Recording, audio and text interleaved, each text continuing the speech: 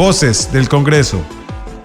¿Qué tal? Bienvenidos a su espacio Voces del Congreso, un espacio diseñado para precisamente darle voz a los diputados que puedan comentar desde su perspectiva cuál es el análisis, cuál es el proceder con respecto a la discusión de los temas en la agenda nacional y además su trabajo en comisiones y en el plenario de la Asamblea Legislativa. Su jefe del partido oficialista, representante de la provincia de Guanacaste, don Daniel Vargas. ¿Qué tal? Bienvenido a este espacio Voces del Congreso. Muchísimas gracias, Pablo, y muchísimas gracias por el espacio. Creo sumamente importante la realización de los mismos, de manera que podamos hablarle a la población que sigue las distintas transmisiones de la Asamblea y que está siempre interesada en la evolución de los temas que se tocan por acá. Ya vamos a hablar de un tema interesante que nos compete a todos, ¿verdad? Porque la caja es de todos. Pero antes, don Daniel, conocer su análisis político, cómo analiza desde el oficialismo el comportamiento de la Asamblea Legislativa y también la relación que hay en este momento con el Poder Ejecutivo. Mire, una palabra, desastroso. Yo no puedo ver la Asamblea de otra manera. Me parece que se ha politizado demasiado. Mucho más que interés en una agenda nacional, está latente un interés por una prevalencia partidaria en vista de, debo decirlo, el mayoritario apoyo que el pueblo de Costa Rica está brindando y que ha sido latente a través de encuestas al gobierno de la República. Entonces, considero que ante una amenaza, digámoslo así, de una baja participación en la próxima asamblea, los partidos políticos han optado más que por construir, por establecer enfrentamientos permanentes alrededor de distintos temas para tratar de minar la credibilidad que el pueblo ha depositado en el gobierno y en nuestra fracción. Y auguro un año 2025 complicado. Esperaría que tuviésemos la sapiencia, la sabiduría de poderlo corregir, de poder hacer mejor las cosas, pero creo que la idiosincrasia partidaria nos lo va a impedir. ¿Cálculo electoral? Sí, definitivo, cálculo electoral. Estamos a las puertas de una nueva elección nacional y los hechos evidentes de apoyo hacia el gobierno creo que están causando malas decisiones a lo interno de los partidos y están llevando a una inoperancia completa del Congreso de la República. Ese cálculo electoral lo analiza enfocado directamente a cómo bajar la popularidad de don Rodrigo Chávez. Sí. Ha sido un ataque permanente a la credibilidad que tiene el pueblo en don Rodrigo, a la que tiene en su gabinete y a la que tiene en nuestra fracción, que creo que es más que evidente al analizar las tendencias en redes sociales y el comportamiento de redes sociales y de las encuestas de opinión, o sea que no podemos desestimarlas. Recientemente tuvimos una con un 95% de confianza que demuestra un apoyo del 74.9%, si no estoy mal, a don Rodrigo Chávez y a la gestión que está haciendo desde el gobierno. Entonces, obviamente, eso inquieta las aguas políticas, sobre todo porque estamos a las puertas de la elección nacional, como digo, y me parece que han enfocado mal sus esfuerzos. Mucho más allá de proponer una agenda distinta, mucho más allá de poderle proponer al pueblo costarricense una alternativa de desarrollo, lo que han hecho es equivocar el camino y atacar de manera consistente una imagen del presidente que de por sí es bien valorada. Don Daniel, en una encuesta, en un estudio de la Universidad de Costa Rica, por cierto, ayer lo vi, hay un reconocimiento a la figura de don Rodrigo Chávez y la confianza pesa muchísimo sobre su perfil, pero no así en el Poder Ejecutivo como tal. ¿Cómo analizan ese estudio? Bueno, vamos a ver. Don Rodrigo tiene la confianza que tiene porque creo que ha marcado cosas importantes en nuestro país. Un sentido de urgencia, como siempre he dicho, una lucha frontal también contra la corrupción. Me parece que don Rodrigo ha sido una combinación correcta de disciplina y táctica operativa, tratando de que las cosas sucedan. Y por eso hemos visto mucho desarrollo de obra de infraestructura y hemos visto cambios importantes en varias instituciones. De hecho, veníamos de Cenara, de la inauguración de un bloque de compuertas en el distrito de riego Arenal Tempisque, cosa que no hubiese sido posible imaginarlo en Cenara años atrás y hoy está ocurriendo. Entonces, eso que está ocurriendo en las instituciones es producto de un liderazgo fuerte que tiene don Rodrigo, que no se traduce a las instituciones me decías, o al resto del Ejecutivo. Bueno, hay un factor importante y es que desafortunadamente este país ha entrado a una ingobernabilidad compleja, en el sentido de que los ministros realmente no están teniendo manejo de sus ministerios.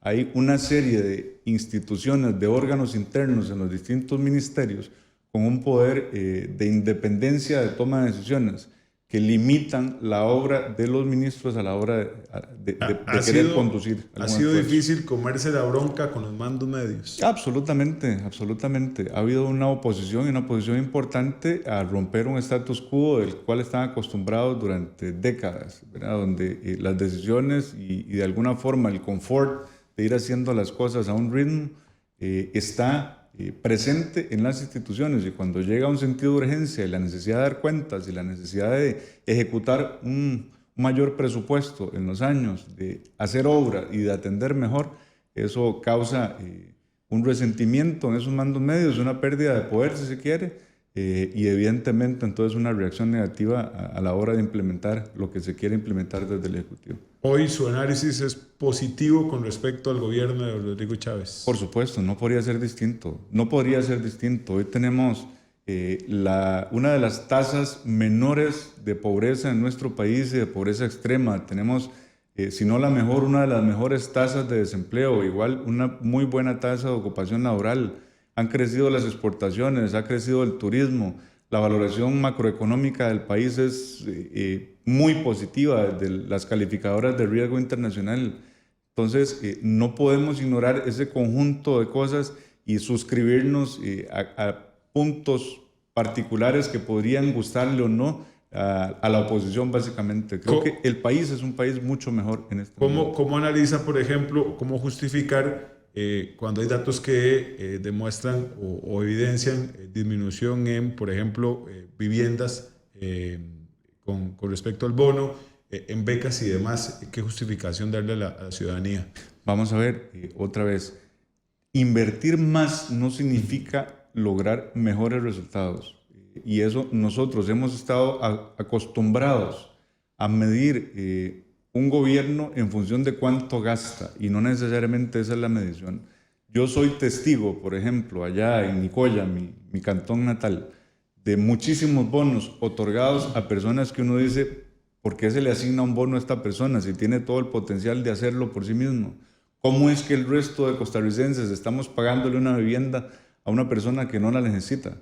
Entonces, el esfuerzo hay que hacerlo en sacarle el mejor provecho a cada colón que el costarricense aporta al Estado. Y eso es lo que ha tratado de hacer este gobierno. Entonces, no significa que no se estén atendiendo las causas críticas. Puede haber una disminución en algunos temas, efectivamente puede haber una disminución, pero no significa que no se esté atendiendo el problema como debería estarse atendiendo.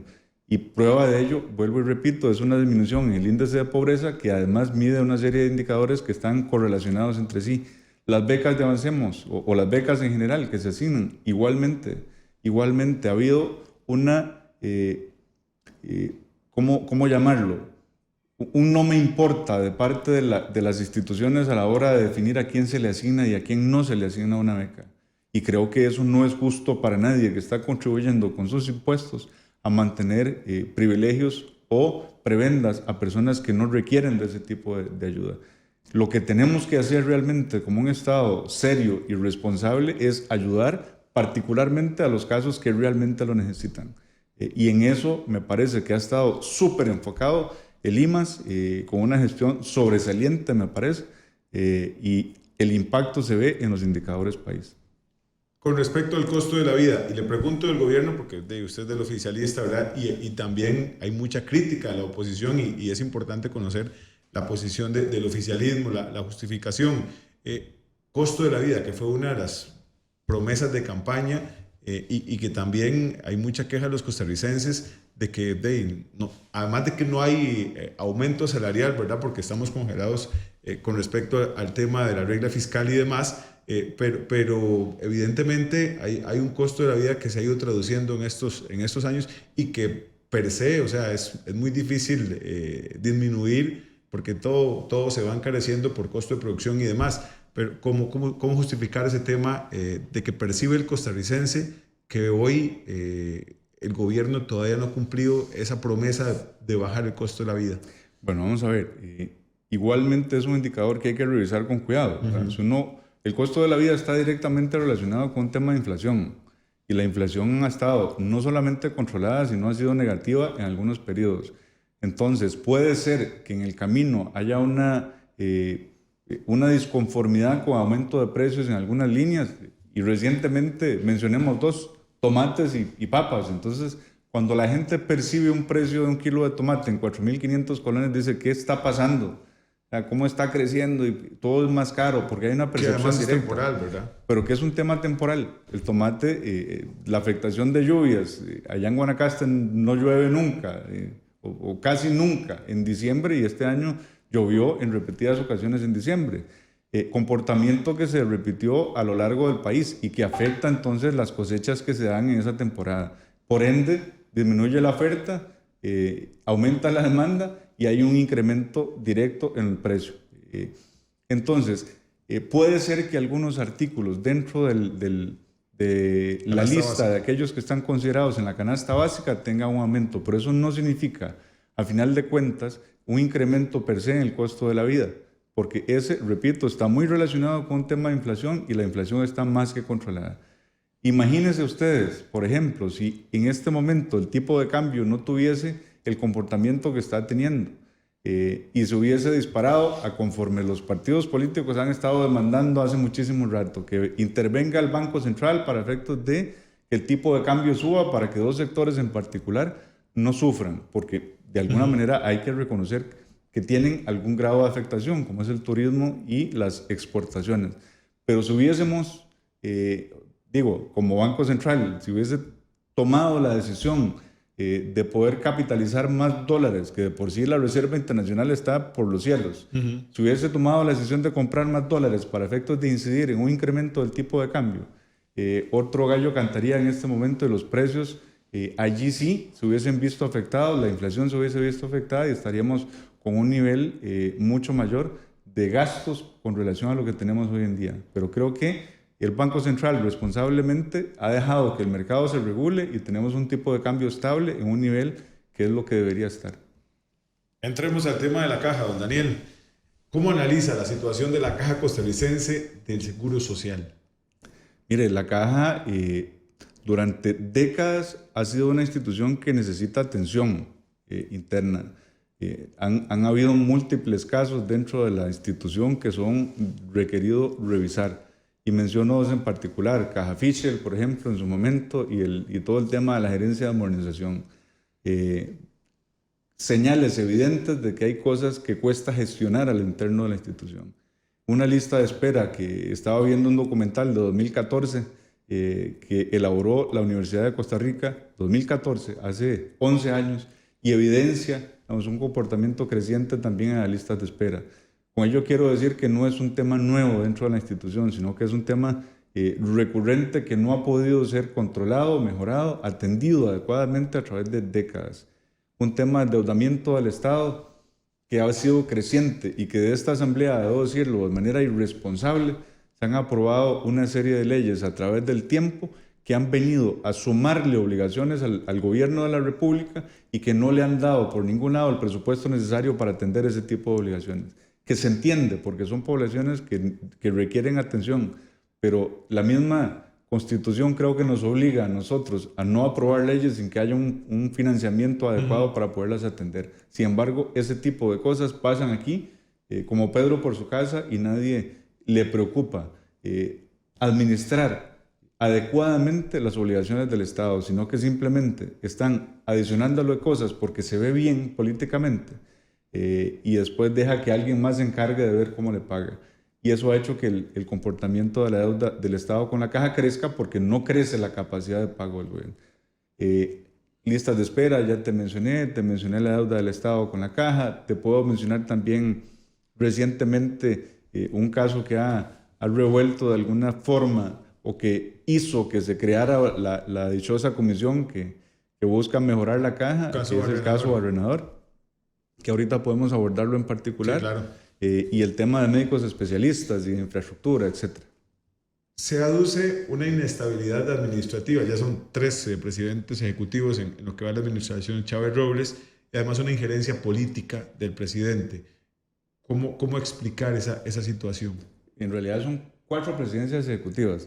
4, sí, con una interina. Recordemos, sí, que estuvo don Álvaro Ramos, sí, que luego se nombra a doña Marta Esquivel, que luego la tercera, perdón, se me escapa el nombre en este momento, y la cuarta que es Mónica Taylor, que es la que está actualmente. Bueno, vamos a ver, nunca hubo la intención de remover a doña Marta Esquivel. Me parece que la apuesta del Ejecutivo por doña Marta era una apuesta seria y doña Marta estaba entrándole a temas que deberían entrársele.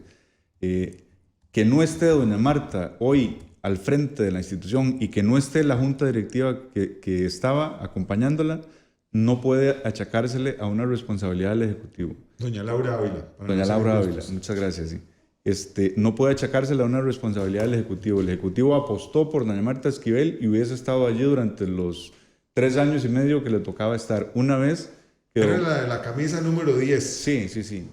Y es una persona de confianza del Ejecutivo en general y hubiese permanecido en ese cargo durante todo el tiempo, sin lugar a dudas.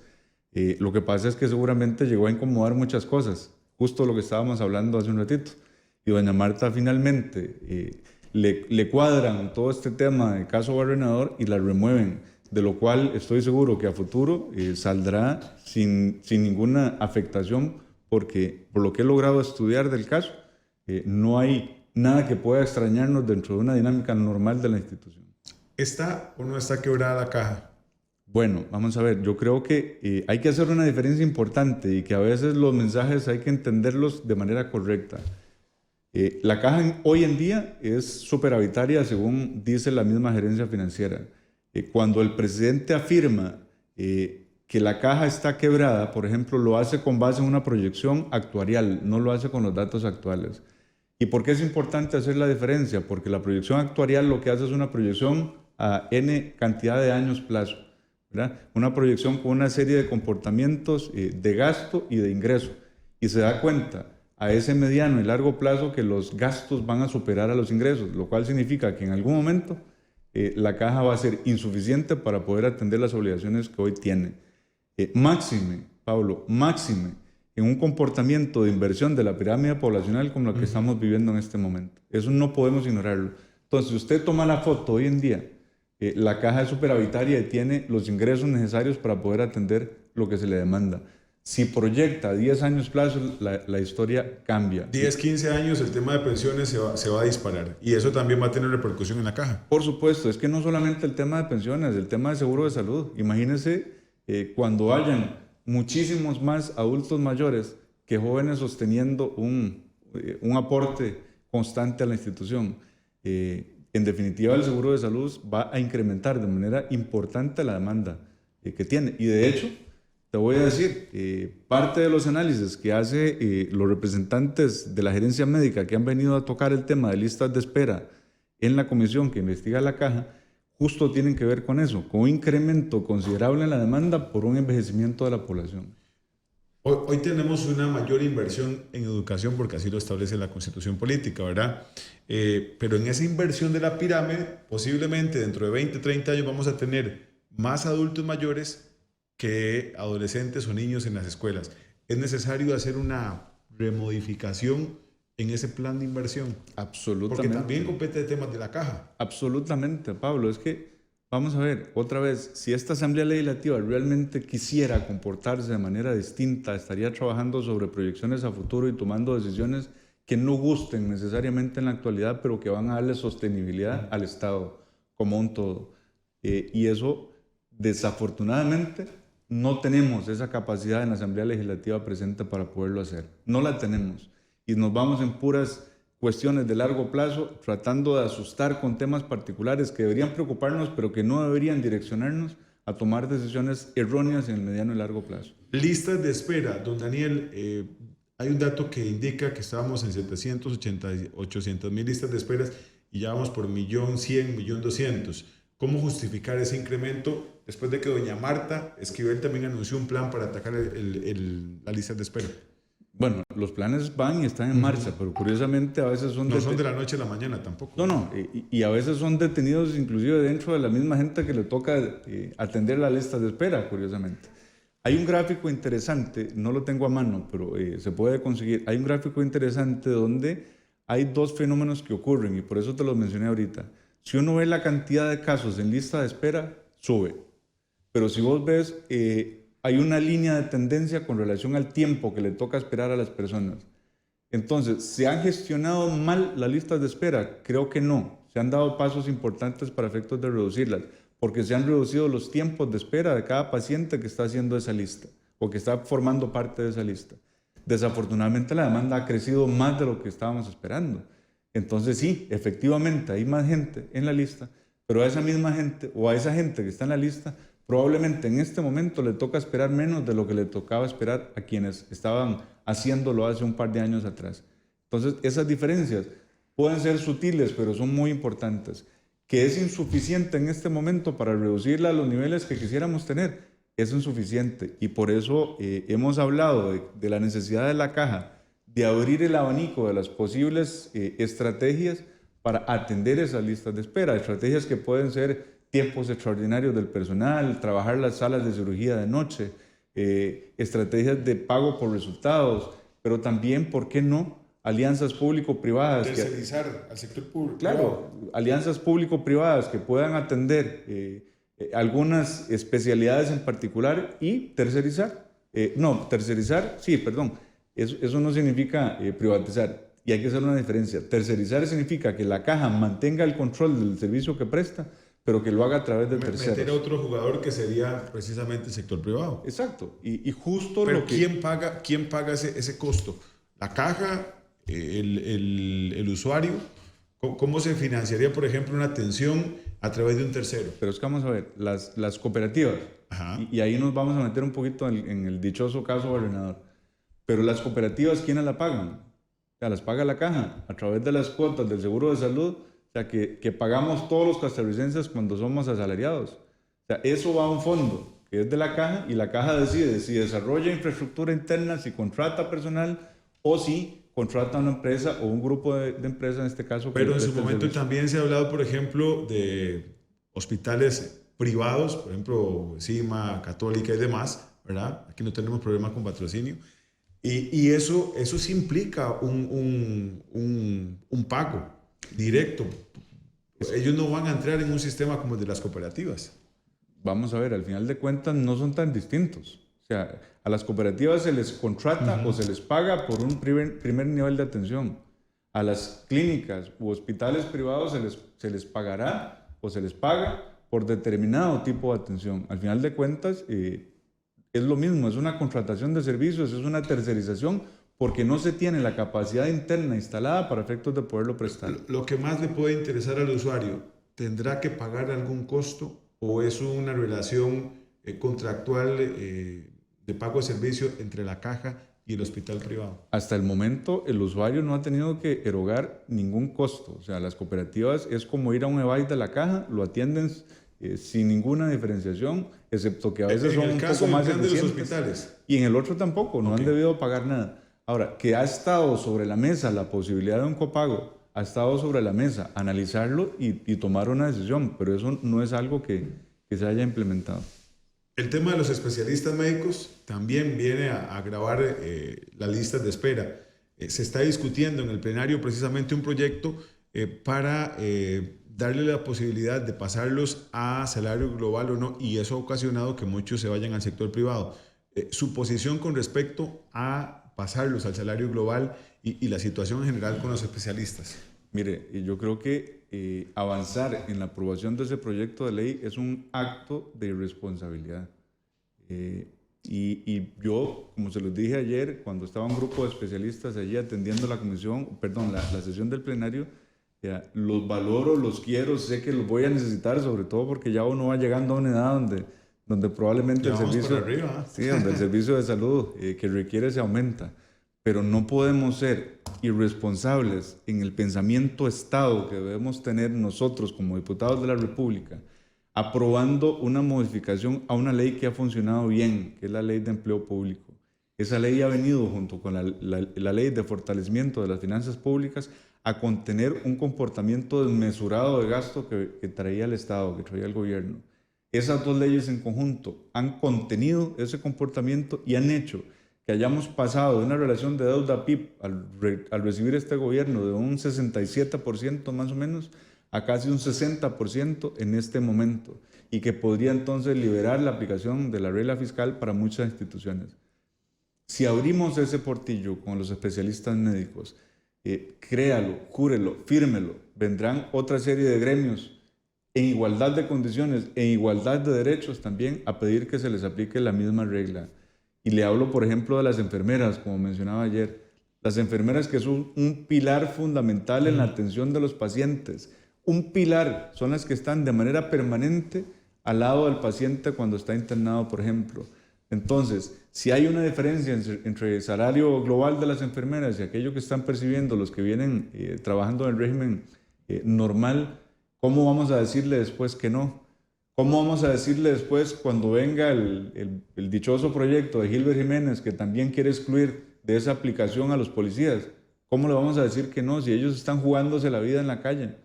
¿Cómo le vamos a decir que no también a los maestros que están desplazándose hasta zonas alejadas para efectos de poder prestar el servicio de educación al Ministerio de Educación Pública, y que a veces les toca pagar un alquiler, pagar su comida y desplazarse a ver a su familia en fin de semana? El hecho es que fue una medida dura, sí, Pablo. O sea, sí. La ley de empleo público y la ley de fortalecimiento de las finanzas públicas son medidas duras, pero son una medicina amarga para un paciente que estaba gravemente enfermo y que necesitaba por lo menos estabilizarse en este momento, y lo está consiguiendo. Si se suspenden esas medidas, no hay otro camino que el paciente se vuelva a complicar y se vuelva a agravar. ¿Ese paciente está en estado estable en este momento? Ese paciente está en un estado estable, pero no significa que esté sano. Estar en un 60% de endeudamiento con relación al PIB, eso no es sano. Eso es haberle quitado el respirador. Es el tope, el umbral máximo. Sí, es haberle quitado el respirador, pero vamos a ver, en el gobierno de Óscar Arias, y mucho va a tener que ver con mi control político de mañana, cuando recibe don Óscar Arias el gobierno de la República, lo recibe con una relación deuda-PIB del 24%. Del 24, don Abel, la sufrimos un poco porque las calles estaban hechas leña en el gobierno de don Abel Pacheco, pero se recibe con un 24% de relación deuda-PIB, y Arias la entrega ya con orden de 30 y resto, y después la continúa Laura y la lleva a otro orden y la entrega al PAC finalmente con un 67% de endeudamiento. ¿Y nos cambió la vida a los costarricenses? No, no nos ha cambiado.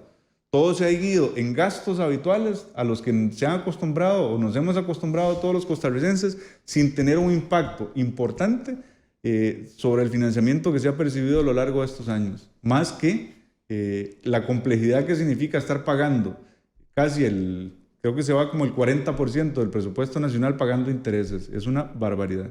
Don Daniel, caso Barrenador, ¿hubo o no hubo sobreprecio? ¿Qué es la pregunta?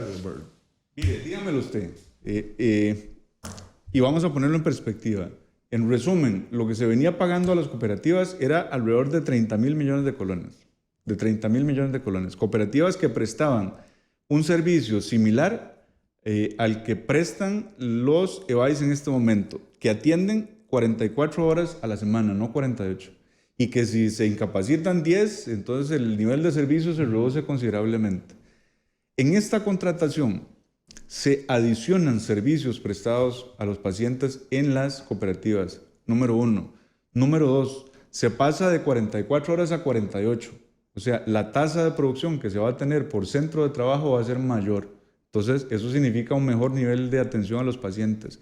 Y número 3, se le exige a las cooperativas que tengan a mano un listado de personas con la disponibilidad inmediata para poder sustituir a cualquiera de las personas que están entrando a titulares, digámoslo así, en el servicio de las cooperativas. Eso tiene un costo. Eso tiene un verdadero costo. Ahora, es importante, sí, porque entonces si usted tiene el equipo completo, le va a producir a full capacidad, y eso va otra vez a incidir en el nivel de atención que se prestan en las cooperativas. Eso sí tiene un impacto económico, lo tiene, y estarían entonces pasándose según la estimación, de alrededor de 30.000 millones que venía costando a 47.000 que costaba en esta vez. Si usted quiere decir que hay sobreprecio, porque hay más servicios, más personal y un contingente de personas que le van a resolver respecto a lo que venía teniendo, entonces lo interpretará como quiera. Bajo mi criterio, no es un sobreprecio. Perdóname la comparación, pero es como un plan telefónico donde 30.000 era servicio igual en las mismas horas y pasar a 47.000 es como si se hubiesen aumentado el plan de internet, ¿verdad? O sea, más servicios, más personal, más horas. Y un mejor call center, digamos así, para atenderte a cualquier cosa, porque siempre vas a tener ahí un respaldo. ¿Sí vale la explicación? Sí vale la comparación, sí vale la comparación. Ahora, te planteo ese escenario, 47 versus 30, entonces la gente, qué barbaridad, es que es un sobreprecio. Pero un momentico, o sea, ¿cuál fue el presupuesto que tenía la caja para 2024 para pagarle a las cooperativas? El presupuesto era 49.000 millones, porque ya la caja se había dado cuenta que el nivel de servicio debía ser mejorado y entonces estaba teniendo la previsión necesaria para efectos de presupuestar más dinero y pagarle por una atención distinta. Número uno, Pablo.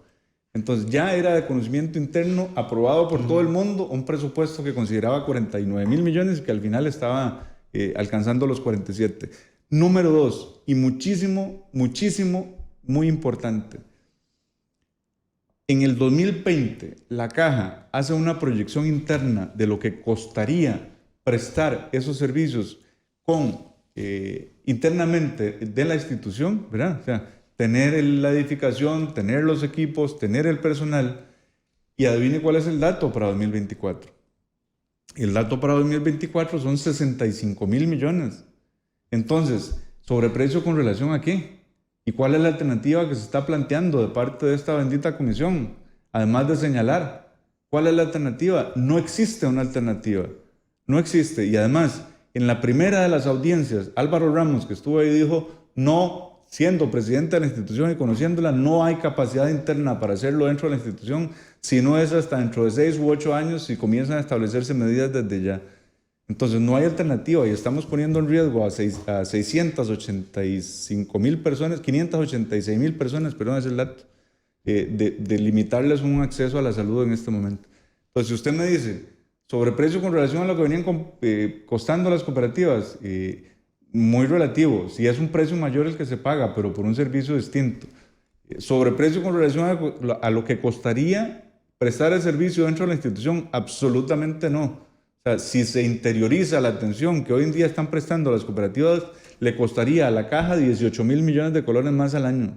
18.000 millones de colones más al año. ¿Eso está bien? Jamás. Porque eso sale de lo que usted y yo pagamos y contribuimos a la institución todos los meses. Eso no está bien. Eso no es aprovechar el dinero que el costarricense aporta. Don Daniel, muchísimas gracias. Para servirte, sí.